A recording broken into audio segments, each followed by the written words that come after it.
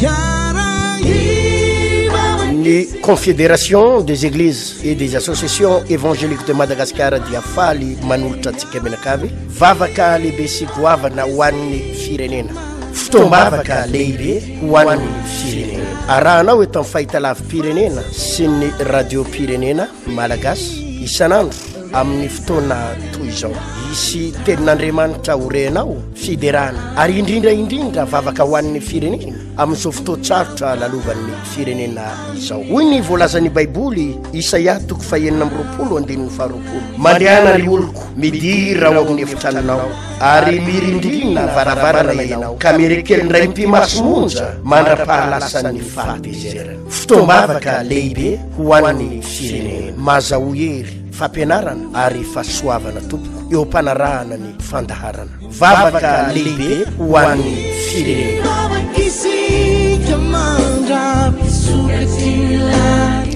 ampifaliana tanteraka no iara-panantsika tsiraray avy a manaraka nyity toroteny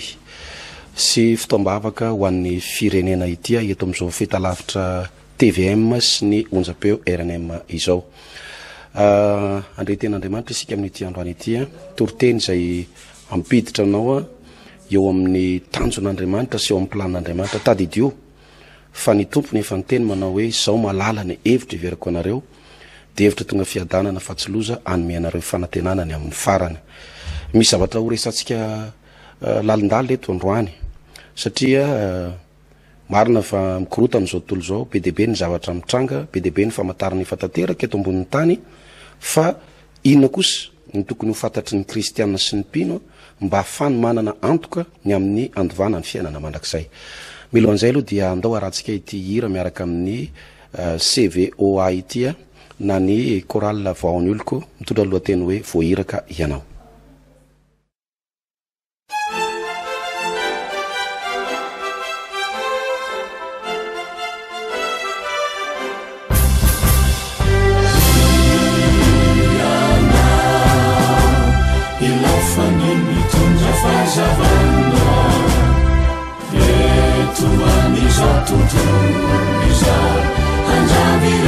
Asani satanda naza amara Jesus ilala nasifa marinana sakanu ni fanani ulunamba si uvere seni funimba ubabu ni Kristi irakariana Jesus iweva mi uluku Ieri faefana nyusuzana tafiana mitsanana mandeana mituri siususi hilapyadi maeli izi lulumana fanai masinganu mitari dalana midiutu dananisa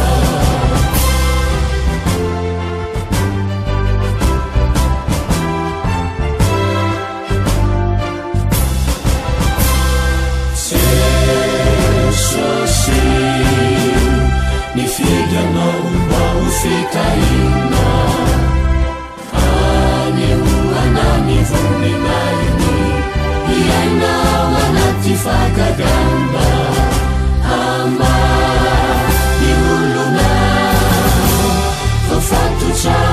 wanati aizina fahamasina nasiteni nanja alicanu futuca ijuruni satana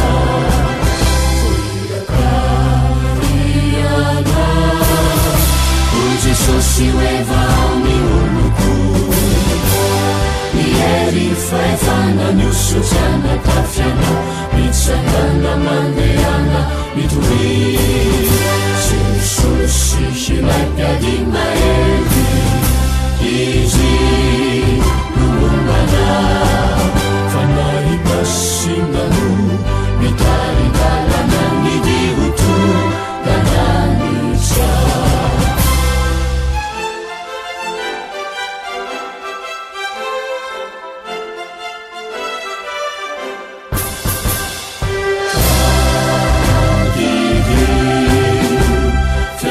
Solo tenani Jesus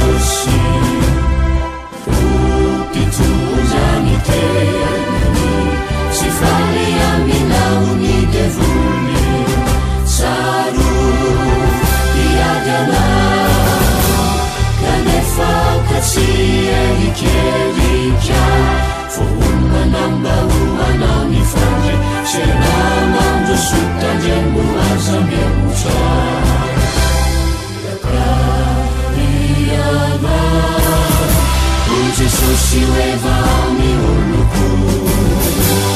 miery faefana miosojana tafiana mitsangana mandeana mitory jesosy hilaipiady maely izy nolombana fanary masinano mitaridalana midioto dananitsa foiakariana o jesosy oeva mioloko miery faefana miosojana tafiana mitsangana mandeana mitory jesosy hilaipiady maely izy nolombana fanary masinano mitaridalana midioto gananitsa. Isoratsika ny tompo a no nafatsika ny anaraka n'izay ira mahafinaritra izay vo iraka ianao ivavakantsika dia andray ny tenin'ny tompo satria fo ihany ny fotoanantsika eto amin'ity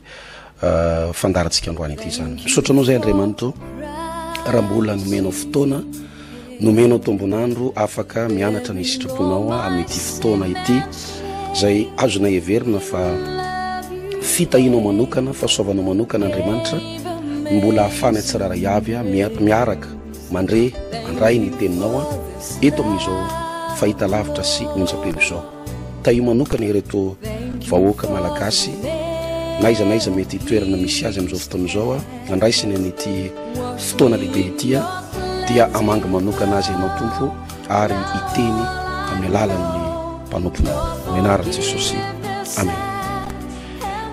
Amaky ten'Andriamanitra anankiray tsika ato amin'ny Samuel voalohany toko 7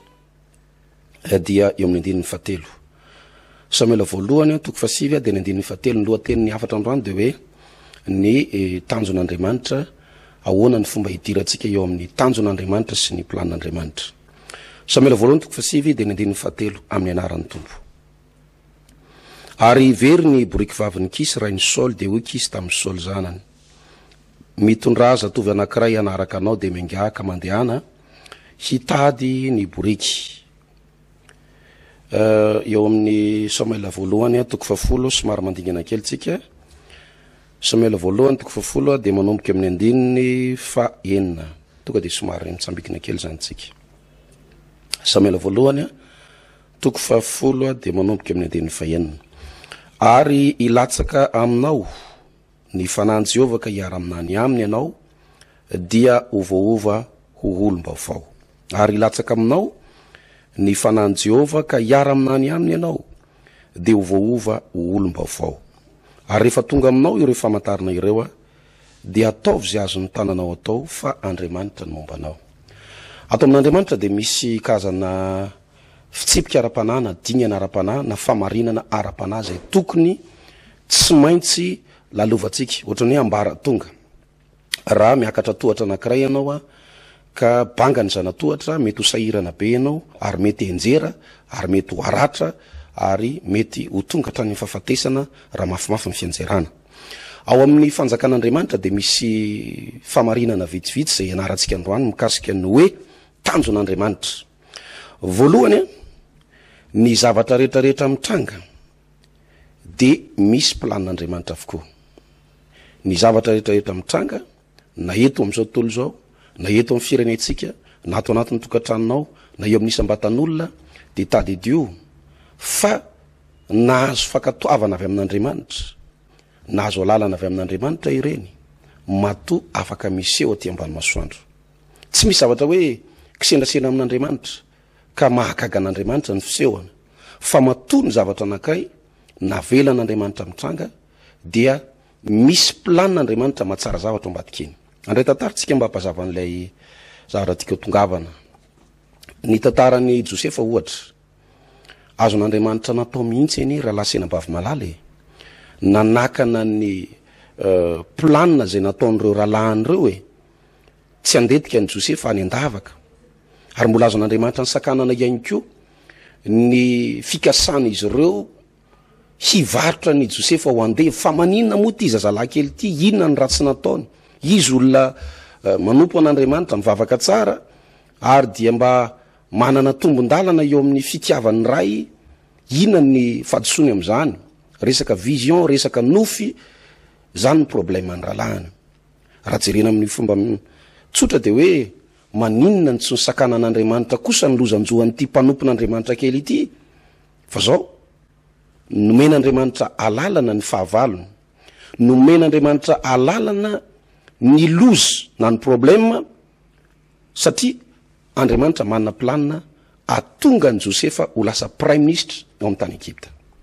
Io ndray no anisan'ny mahavariana antsika ary mahatonga antsika ho kivosiketraka indrindrandrindra raha kristianina ianao na mpivavaka ianao manaraka an'ity toriteny ity satria tsy arakarak'ilay eritreretinao ny fisehoan'le zava-misy nefa planin'Andriamanitra atongavanao amin'ny tanjon'Andriamanitra le izy. Ka ny zavatra anankiray na ratsy na tsara na sarotra na manahirana na manahoana fijerinao azy matoy io avelan'Andriamanitra mitranga de misy planin'Andriamanitra hamadika an'le izy ho soa ary zay mihitsy ny tenin'i Josefa manao hoe ianareo izy ny saina nisy ratsy fa Andriamanitra namadika an'izany ho soa mba amelomako anareo mba amelona olona maro mba afaka manavitra anareo ao anatin'ny olana sy ny mosary izany. Tsy misy zavatra ety ambany masoandro eto am'izao tontolo zao afaka hitranga raha tsy nahazo alalana avy amin'Andriamanitra. Fa ho anao zay mpanompon'Andriamanitra mivavaka kristianina manana an Jesosy ho tompo sy mpamonjy ny fiainanao de tsy tokony atao ohatra mihitsy ianao na inona zavatra mitranga eto am'izao tontolo zao satria araky nambarako teo tsy avelan'Andriamanitra hitranga iseho izany raha tsy efa nananan'Andriamanitra planina hasoa ny zanany ary atsara ireo olona zay tena matoky azy. Maro amintsika no mieritreritra hoe ahoana moa no mamplanin'Andriamanitra zavatra anankiray pasteur satria ndray mety ho hitanao miariary mihitsy hoe asana devoly avy amin'ny fahavalo zavatra nikonokonon'ny fahavalo no natonga n'ilay ady teo amin'ny fiainanao tena mety ho mitombona tokoa zany hoe ny devoly ny fototry ny aretina anankiray ny devoly ny fototry ny problème anankiray ny fahavalo ny fototry ny fampiteny ny fiainan'olona anankiray fa araky nambarako teo ary mbola tsy ndreko ihany matoy io avelan'Andriamanitra hitranga de efa manana paikady Andriamanitra amadinan'le izy ho soa sy atsaranao araky ny teny manao hoe zao malala ny hevitra everako anareo de hevitra tonga fiadanana fatsiloza anome anareo fanantenana ny amin'ny farany ny tompo zany tsy hoe ny androany ihany tsy ny rapitso ihany fa any amin'ny fiafaran'ny fiainanao ny tsinjovin'Andriamanitra any amin'ny fiafaran'ny tantara ary dia zay no mahatonga an'Andriamanitra mitaizantsika ao anatin'ireny zavatra mitranga ireny ka tsy tokony kivy ianao tsy tokony ketraka ianao na manahoana zavatra lalovanao am'izao fotoana zao maherezy ianao fa Andriamanitra amoakanao ho mpandresy ao anatin'izany. Ny tanjon'Andriamanitra zay no lohatenin'ny afatsika amin'ity fotoana ity ny lohatenin'ny afatra nainga tao anatin'ny tantaran'ny Saoly izay lasa mpanjaka teo amin'ny tanin'ny Israely zanak'Kisy izy io nanana problème be. Ny problème dia very ny brika fitaovam-pitaterana raha ohatra ka somary hoe hoentina amin'izao vanim-potoana misy atsika izao de karazana fiarakodia zany no very teto ary tsy fantatra mazava moa ny isany fa matoy io nanahirana ohatran'izao ary tena hoe ny koropahany rainy mihitsy dia fiarakodia maromaro zany ny very na boriky maromaro ny very ao anatin'izany de mety ampahantra olona tampoka na ihany koa hiteraka fatiantoka ngeza be ny fahaverezana fiara anankiray zany hoe isy fiatraikany ngeza be eo amin'ny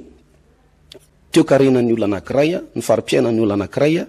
ny fahaverezana boriky takan'izany ary tena azo heverina fa olana goavana zany no nitranga tao anatin'ny tokantrano ty mpanompon'Andriamanitra ity fa jerenareo fa tamin'ny alalan'ilay olana no nisotoman'Andriamanitra ny Saoly iona tamin'ny Samuela ary nanosorana azy ho tonga mpanjaka ny Israely. Jerenareo ane zany i Saoly nietreritra manao hoe tena ienjany ty problème ty tena mafy zao ady zao tena mafy zao olana zao fa Andriamanitra ndray niometa ao an-danitra manao hoe amin'ny alalan'io problème zay misy eo anivon'ny rainao io eo anivon'ny ankonanao io mihitsy no iantsoko anao ary ananganako anao ho tonga mpanjaka amin'ny Israely. Ny tanjon'Andriamanitra zany ka tsy ty problème ity, tsy ty olana ity, fa mba ananganana ny Saoly ho tonga lehilahy pitariky eo amin'ny firenena zay misy azy. Tadidio zao teny zao fa ny antony io zava-misy amin'ny fiainanao io de misy planin'Andriamanitra, misy hevitr'Andriamanitra ananganana anao ho mpanompon'Andriamanitra mahery. Misy fanontaniana tokony ho apetratsika hoe ahoana ary nidirako ao anatin'izany tanjon'Andriamanitra zany, ao anatin'izany hevitr'Andriamanitra izany. Satria tokoa dia misy ten'Andriamanitra atao anatin'ny baibolitsika ato, misy karazan'olona tsy fantatra Andriamanitra ary tsy voasoratra any an-danitra ny anarana, tsy mananjara ao amin'ny fiainana mandrakizay izy, nefa tety ambonin'ny tany de tena nanompo an'Andriamanitra, nanao asa lehibe, nanao fahagagana, nanao famantarana. Ny fahagagana ataon'ny olona anankiray, ny famantarana misy eo amin'ny asa fanompona zay ataony tsy midika akory fa mandova ny fiainana mandrakizay izy natafiditra atao amin'ny planin'Andriamanitra sy ny tanjon'Andriamanitra. Fa jerenareo ny tantara eto amin'ity Samuel voalohany toko 10 de ny 9 sy 7 ity, anisan'ny famantarana anankiray zay tsy maintsy nidiran'ny Saoly melohan'ny atateraka ny zavatra rehetra iakarany eo amin'ny fanjakana, hitondrany vahoaka ny Israely ary atonga azy alaza eo amin'ny firenena. De ozy izy ny soratra masiny amin'ny 9 manao hoe ary ilatsaka aminao izy ny fanany Jehova ka hiara aminany aminy ianao de ho voaova olombavao. Anisan'ny zanatohatra anankiray ary fepetra anankiray tsy maintsy hidiratsika raha tiatsika no tafiditra ao amin'ny tanjon'Andriamanitra de tsy maintsy mandalo fiovampo. Tsy maintsy mandalo fiovampo, tsy maintsy mandalo fibebahana marina, tsy maintsy mandalo fisarahana amin'ny fahotana, amin'ny rendrarendra, amin'ny fadalana, amin'ny karazam-paratsiana rehetrarehetra. Ny fivavahana kristianina tsy trano, ny fivavahana kristianina tsy anaram-piangonana, ny fivavahana kristianina tsy anarana pasteur, fa ny fivavahana kristianina de ny famarinany baiboly, ny famarinany ten'Andriamanitra ary ny fanarana zay voasoratra ato. Zay ny tsony fivavahana kristianina. Ary raha ho avy ny fotoana zay ijoroan'ny olona anankiray eo alohan'ny fitsaran'Andriamanitra de tsy hipetraka amin'izany olo zany akory ny fanontaniana manao hoe taiza ianao no mivavaka, inona ny anaram-piangonana nareo, iza ny pasteur anareo. Fa ny zavatra hipetraka amin'izany fotoana zany de hoe efa nibebaka marina ve ianao, efa nisaraka tamin'ny fahotana ve ianao, efa niala tamin'ny faratsiana zay niainanao fony anao mbola tsy nalala an'Andriamanitra ve ianao.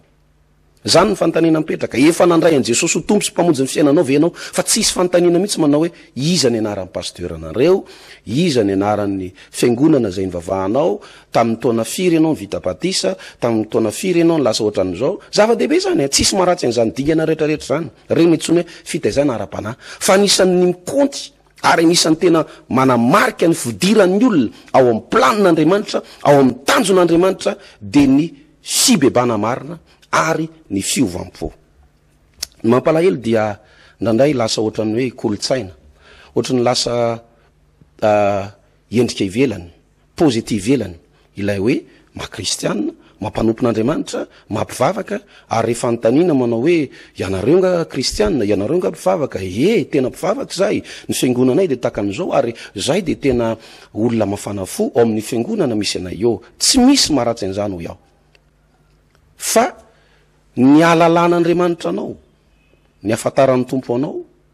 ary ny antonga ny anaranao voasoratra ao amin'ny bokin'ny lanitra, ao amin'ny bokin'ny fiainana, sy anakosena ny tantara ratsy rehetra sy ny lasanao dia ianao miantoraka amin'Andriamanitra amin'ny alalan'ny fibebana marina ary nandray fiovampo marina avy amin'Andriamanitra. Ka ny fanontaniana mipetraka amin'izao fotoana izao de hoe efa tsapanao ve zany ary efa niainanao, efa nisy fotoana ve ianao tena mibebaka an-dranomaso ary nanenina ny amin'ny faratsinao, nanenina ny amin'ny fahadalanao, nanenina ny amin'ny zavatra vitanao teo anatren'Andriamanitra, sa lasa kristianina fotsiny ianao, lasa mpanompon'Andriamanitra fotsiny ianao, lasa mpivavaka fotsiny, fa ny ataonao ihany. De misy fiten'olona be dehibe zay malaza eto Madagasikara hoe mivavaka ny alahady fa mangalatra koa alatsinainy zany hoe mivavaka fotsiny makany am-piangonana mety ho sabotsy io fivavahana io mety ho alahady ihany ko mety ho alakamisy mety ho zoma fa ny fiainana ihany tsy ohatry zany le mivavaka tsy ohatran'izany le manompo an'Andriamanitra tsy ohatran'izany le hoe manomana ny ara-panahy mba handova ny fiainana mandrakizay tsika anie tsy hijanona mahatra eto ambonin'ny tany tsy afaka mijanona maharitra eto ambonin'ny tany tsika ny zavatra hitatsika am'izao fotoan'izao dia manamarika fa miantitra ny tany misimba ny tany misimba ny tontolo iainana ary miroso makany amin'ny faravana izao tontolo zao miroso makany amin'ny faravana zany hoe tsy afaka mametraka ny fanantenanao mihitsy ianao eto ambonin'ny tany fa raha anatena ianao ka iandrandra dia ilay fiainana mandrakizay ilay lanitra vaovao sy tany vaovao hoy ny ambaran'ny baiboly Korintiana 4:5-7 zay ten'Andriamanitra tena malaza ary petaka eny rehetrarehetra eny na eny anaty taxi be na ao anatin'ny tokantrano na eny mivarotra mofo sy kafe na eny an-dalana rehetrarehetra eny dia mahita an'ity soratra ity ianao Korintiana 4:5-7 koa raha misy olona ao amin'ny Kristy dia olom-baovao izy efa lasa ny zavatra taloha fa indreo tonga vaovao ireo efa lasa ny zavatra taloha fa indreo tonga vaovao ireo raha misy olona ao amin'ny Kristy dia olom-baovao izy ny alalananao zany fa tonga ao amin'ny tanjon'Andriamanitra ianao tonga ao amin'ny planin'Andriamanitra ianao dia tsy ianao niditra tao am-piangonana tsy ianao lasa mpivavaka be amina fikambanana anankiray tsy ianao lasa manana andraikitra ao anatina toeram-pivavahana anankiray fa ny alalana fa tonga ao amin'ny Kristy ny vehivavy sy ny lehilahy anankiray dia izy nanary n'lay olona teo aloha niala tam'lay olona teo aloha maty lay olona teo aloha nandalo fiovampo marina nandalo fanenenana sy fibebahana marina ary nanomboka nitsangana olom-baovao niova ny toetrany niova ny fiteniny niova ny fitafiny ary io tsy zavatra amboamboarina io ny fiovampo tompoko tsy hoe amboamboarinao ity ivelany hoe miezaka be mihitsy ianao mba tsy hanota miezaka be mihitsy ianao mba hanao ny marina miezaka be ianao mba homendrika somasina tsy zany ny tsony fiovampo fa ny fiovampo dia zavatra avy any anatinao any no miova ary dia miseho aty ivelany io manko a zafady tompoko ny zavatra ao anaty no miseho aty ivelany nisy boky kely nisoratan'ny pasteur Rebeka zay mba mahafinaritra mihitsy ilay tantara zay nisoratany tao hoe nisy tantara kely takan'izao nisy olona narary ny vavoniny dia rehefa avy eo dia tsy avitra tsony le olona dia nisoloana vavonina biby angalay vavon'le olona zany dia sitrana soma tsara rehefa avy eo satria ny soran'Andriamanitra moa fa dia mihitatra trano ny fahaizany manam-pahaizana ohatran'ny eto amin'ny firenentsika zao dia anisan'ny ideranan'Andriamanitra mihitsy ny fahitana ny fanefitra dia ny tambavy Covid organics fahalalana avy amin'Andriamanitra zany fa iratan-tsaina dia tafita soma tsara ity olona ity vita ny opération sitrana soma tsara fa ninagaga ny fianakaviana dia izao rehefa naroso ho an'ilay olona zay sitrana ny gâteau tsara tare naroso ireny karazana hena mendy tsara ireny ny pomme frite naroso daholo ny sakafo zay noeritseretina fa ampitsiritra azy kinanjo tsy nataitra kory an'ilay olona sitrana tao anatin'ilay aretina zay nazo azy ilay sakafo zay naroso teo anatrehany dia gaga ny fianakaviany fa maninona no tsy taitra kory izy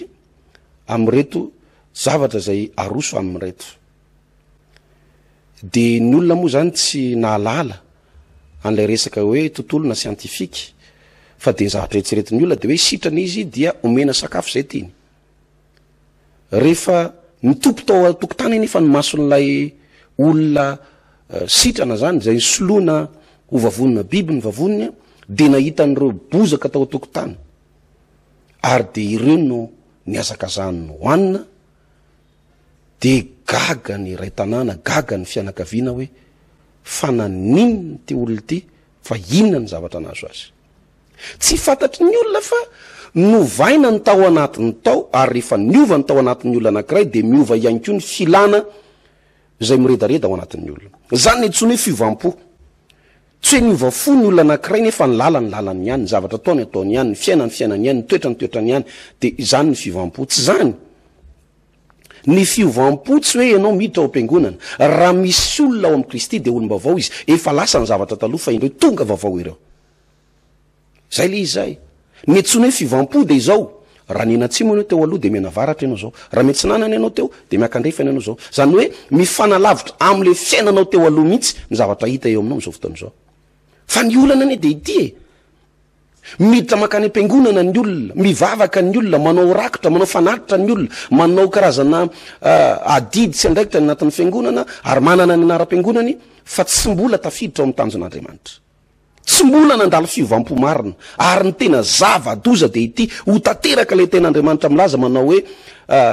zay efa naminany tamin'ny anaranao nandroaka demonia tamin'ny anaranao nanao asa lehibe tamin'ny anaranao dia hoy ny tompo amin'izany fotoana izany manao hoe tsy fantatra akory nareo navitaiza navitaiza ireo olona ireo matoma aminany matoma manao fagagana matoma manao asa lehibe matoma manao zavatra ohatran'izany tao am-piangonana ange zany ireo olona ireo ary mety ho pasteur mety ho loolona mety ho diakona mety karazana mpanompon'Andriamanitra maro isan-karazana mpanao asa soa anatin'ny fiangonana fa ny olana tsy nahalalàn'Andriamanitra azy dia zao tsy tafiditra tao amin'ny tanjon'Andriamanitra izy satria tsy nandalo fibebahana marina ary tsy nandray fiovam-po manasanao andeha hivavaka amin'izao fotoana izao atoloran'Andriamanitra ny fonao atoloran'Andriamanitra ny tenanao ary aza vela isy tandindony lasa ao anatinao miadia amin'izany ary mangata amin'Andriamanitra mba homen'Andriamanitra fo vaovao sy fanavavao ianao vavakantsika misaotranao zay Andriamanitra fa tanteraka somatsara ny fitoriana ny ten'Andriamanitra teto izany toriteny zany dia tsy natao amelezana n'izaniza fa natao mba hidiranay kosa ao amin'ny tanjon'Andriamanitra sy ny plan'Andriamanitra misy olona natsapa mihitsy tatao anatin'ny tokantrano fa izy no voalaza tao anatin'iny fampianarana iny kristiana mpivavaka mpanompon'Andriamanitra piditra am-piangonana nefa tsy mbola ny bebaka marina tsy mbola ny saraka tamin'ny fahotana Andriamanitra raiko ho tahinao ane reto kristiana reto vahoaka malagasy zay manaraka n'izao onjam-peo zao manaraka n'ity fahitalavitra ity ianao amanga manokana azy